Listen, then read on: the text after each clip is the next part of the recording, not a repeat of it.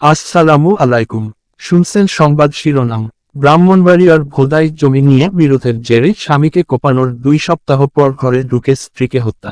এখন শুনবেন বিস্তারিত। ব্রাহ্মণবাড়িয়ায় জমি সংক্রান্ত বিরোধের জের ধরে প্রতিপক্ষের হামলায় ময়না বেগম নামে নারী নিহত হয়েছেন। সোমবার 7 এপ্রিল ভোরে সদর উপজেলার তালশহর পূর্ব ইউনিয়নের ভোদাই গ্রামে এই ঘটনা ঘটে। নিহত ময়না ওই গ্রামের মানিক মিয়ার স্ত্রী। নিহতদের পরিবার জানায়, দীর্ঘদিন ধরে ময়নার স্বামী মানিক মিয়ার তার আপন ভাই ও তাদের চাচাতো ভাইদের সাথে জায়গা জমি নিয়ে বিরোধ চলে আসছিল। এর জেরে আজ ভোরে জুয়েল, রাব্বিল, মাহফুজ সহ প্রতিপক্ষের লোকজন দেশীয় অস্ত্রশস্ত্র নিয়ে মানিক মিয়ার বসতঘরে হামলা চালায়। এ সময় তারা মানিক মিয়ার পালিত গবাদি পশু লুট করে নেয়।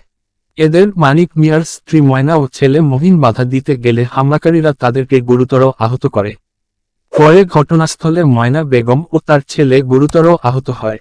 স্থানীয় লোকজন তাদের উদ্ধার করে জেলা সদর হাসপাতালে নিয়ে আসলে কর্তব্যরত চিকিৎসক ময়না বেগমকে মৃত ঘোষণা করেন।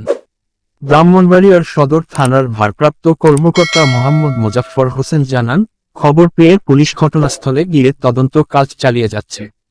নিহত ময়নার ময়না তদন্তের জন্য ব্রাহ্মণবাড়িয়া জেনারেল হাসপাতালের মর্গে পাঠানো হয়েছে এবং আইনগত ব্যবস্থা প্রক্রিয়াধীন।